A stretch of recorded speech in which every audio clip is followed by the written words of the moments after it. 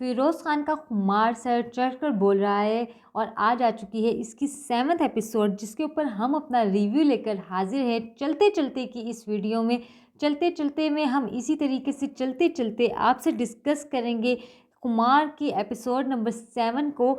लेकिन उससे पहले आपकी होस्ट अनु आप लोगों को अपने इस चैनल अनुज पॉइंट पर वेलकम कहती है। गाइस, आप लोगों का बहुत शुक्रिया, जिस तरह का प्यार, जिस तरह का सपोर्ट आप लोग मुझे दे रहे हैं उसके लिए मैं बहुत बहुत बहुत ज़्यादा शुक्रगुजार हूँ आपकी। और यही दरख्वास्त है आपसे, यही इल्तिजा है आपसे कि मेरे चैनल को जल्दी से सब्सक्राइब कर दें, वीडियो को लाइक कर दें, अपने फ्रेंड्स एंड फैमिली के साथ शेयर कीजिए और मुझे अपना प्यार देते रहिए, क्योंकि मुझे आप लोग की दुआओं, आप लोगों के साथ, आप लोगों के प्यार, आप लोगों के भरोसे की बहुत ज़्यादा ज़रूरत है। मेरा चैनल जल्दी से मोनेटाइज हो जाए, इससे ज़्यादा खुशी की कोई बात नहीं होगी।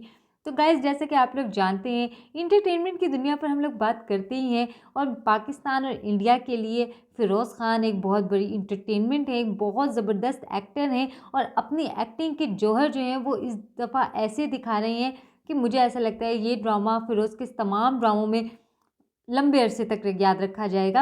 और ये ड्रामा है खुमार। खुमार की एपिसोड 6 तक हम लोगों ने बात कर ली थी। आज हम खुमार के एपिसोड नंबर 7 को डिस्कस करेंगे, जो कि आज ही ऑन एयर हुई है। और गाइस, मतलब मैं सारी बातों को छोड़ के सबसे पहले फ़िरोज़ की तारीफ़ करूँगी कि मैंने अभी तक फ़िरोज़ की जितनी भी एक्टिंग देखी है, इस ड्रामे में जो फ़िरोज़ का कैरेक्टर है वो टोटली जो वो है डिफरेंट है उनके पिछले कैरेक्टर से, और वो बखूबी निभा रहे हैं। एक इनोसेंट सा लड़का, एक साफ दिल का लड़का, एक बहुत अमीर फैमिली से लेकिन बहुत डाउन टू अर्थ बंदा।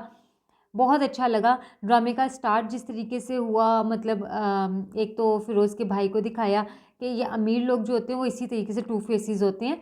तो वो भी अपने भाई के सामने बेशक कहता है कि मैं फ़ाइज़ तुम्हारे साथ हूँ, लेकिन अगेन वही जो अमीर लोगों के मसले होते हैं। और उसकी बीवी का जिस तरह से रिएक्शन था कि इस तरीके की लड़की को पसंद किए।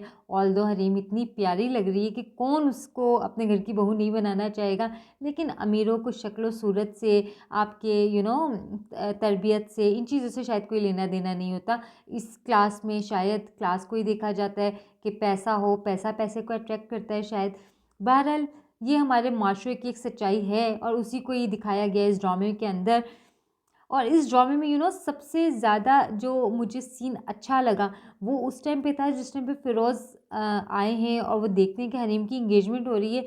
तो कोई इस तरीके का उसने रिएक्शन नहीं दिया जिससे कोई सवाल उठता या कुछ मजनू टाइप। बेशक वो इतनी मोहब्बत करता है, उसके दिल में बहुत इज़्ज़त भी है, लेकिन दिखाया है कि मोहब्बत पर इज़्ज़त हावी आई है। उसे इस बात का एहसास था कि अगर मैं कुछ भी बोल दूँगा या कुछ भी ऐसा वैसा कोई रिएक्शन आएगा तो एक लड़की के ऊपर सबसे पहले सवाल उठता है। और उस चीज़ को उसने इतने अच्छे से मेंटेन किया है, मतलब कि वो जिस तरह से फिर अपने जो हरीम का भाई है रूफ़ी उससे मिल रहा था, उसके वालिद से मिल रहा था।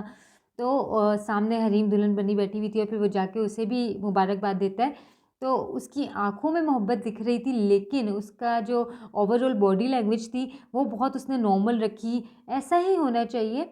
मोहब्बत को रुस्वा करना जो है वो चीज़ नहीं होती है। मेरा मतलब ये आजकल के ड्रामों में जो दिखाते हैं इतनी एरोगेंस, और हीरो अगर उसके पास पैसा है तो फिर तो भाई वो आग लगा देगा, हीरोइन को उठा के ले जाएगा, पर वो किसी और के साथ उसको बैठने नहीं देगा, इंगेजमेंट नहीं होने देगा। लेकिन अ, उसी उन्हीं ड्रामों में एक ड्रामा इस तरीके का निकल के आया है। फिरोज़ का बहुत ही मिस्बत कैरेक्टर दिखाया है कि वो बहुत काम रहते हैं और मतलब उन्हें लगता है कि ठीक है, अगर उनके नसीब में नहीं थी तो उस चीज़ को वो लड़ नहीं सकते, उस चीज़ के लिए किसी से कुछ छीन नहीं सकते, बेसिकली ये चीज़ है।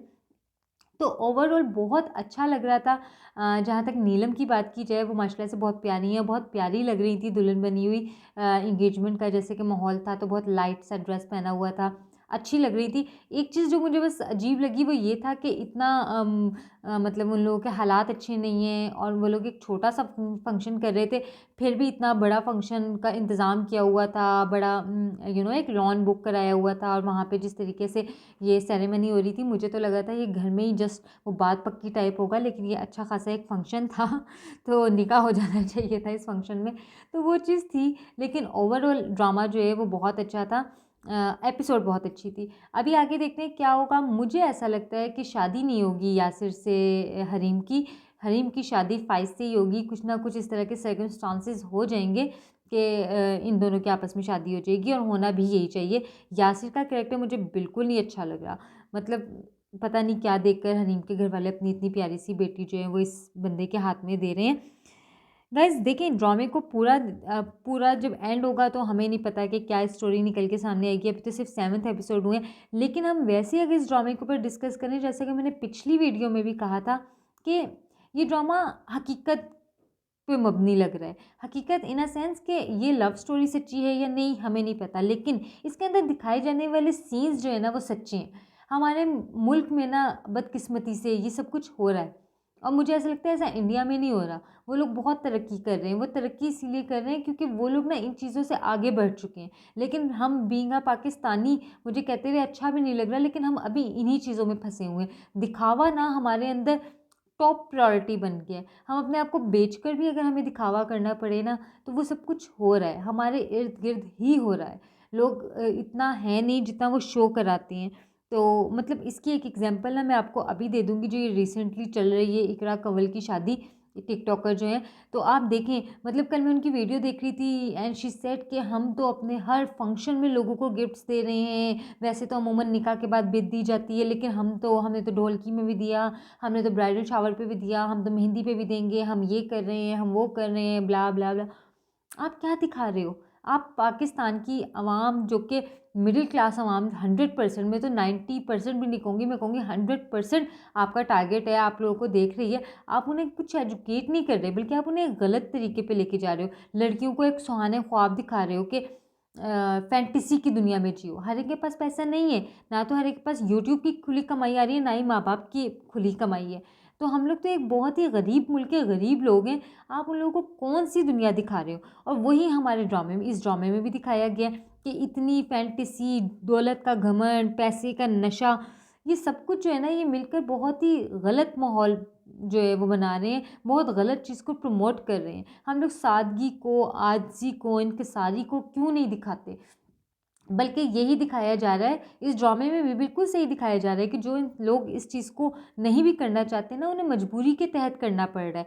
क्यों? क्योंकि ये इकरा कंवल जैसे यूट्यूबर्स जो हैं, यूट्यूबर्स को मैं ज़रूर कहूँगी क्योंकि उन्होंने ये जो व्लॉग्स बनाने शुरू किए हैं और अपनी शादियाँ दिखानी शुरू की हैं ना, तो ये जो 1 महीने की शादी है वो अब आम घर में बैठी हुई लड़की और लड़का भी सोच रहे हैं कि हमने अपनी शादी में ये इवेंट्स करने हैं, ऐसे करने हैं। और जो मिडिल क्लास तबका है ना वो बड़ा मुतासिर हो रहा है। और यही इस ड्रामे में भी हो रहा है कि हरीम बेशक उनके घर वालों की जेब इजाज़त नहीं दे रही, लेकिन लोगों की डिमांड्स, हमें इस चीज़ से रुकना है। डॉरी सिर्फ ये नहीं है कि जहेज़ लड़के वाले इनकार करेंगे तो जहेज़ को नहीं, जहेज़ जहेज़ को तो हम कहते रहते हैं जहेज़ एक लानत, जहेज़ एक लानत। उसके बा जहेज़ को तो आप साइड पे कर दें, उसके अलावा जो कुछ हो रहा है उसको आप कहाँ जस्टिफ़ाई करेंगे, चाहे वो लड़की वाले हों, चाहे वो लड़के वाले हों। इस कदर पैसा शादियों पे लग रहा है, पानी की तरह बह रहा है।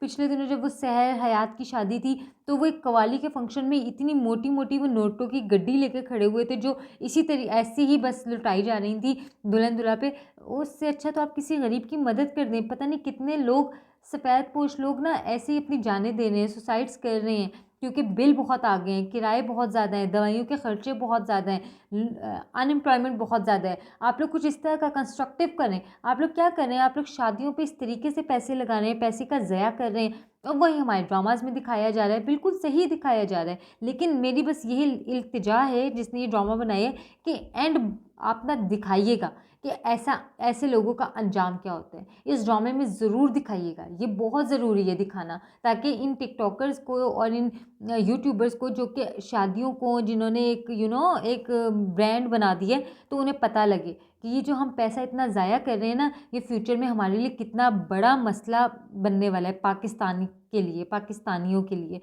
तो मुझे तो अच्छा लग रहा है ये ड्रामा। मुझे ऐसा लग रहा है कि एक रोमांटिक स्टोरी के साथ-साथ, लव स्टोरी के साथ-साथ हमारे जो सोसाइटी की भी एक ना बड़ी ऐसी चीज़ जो कि आगे चल के बहुत मसले क्रिएट करने वाली है, अभी भी कर रही है पर आगे बहुत ज़्यादा करने वाली है मसले क्रिएट, उस चीज़ की भी निशानदेही की गई है। तो ओवरऑल मुझे अच्छा ये ड्रामा लग रहा है और फिर फ़िरोज़ जब मौजूद हैं तो कि कोई स्टोरी ना होती तब भी बहुत अच्छा लगता है। और अभी तो स्टोरी की जो मतलब बैक है वो भी बहुत स्ट्रॉन्ग है। बहुत अच्छा ड्रामा है। आप लोग अपने रिव्यूज़ दें, मुझे कमेंट्स में बताएँ कि आपको मेरी वीडियो कैसी लग रही है।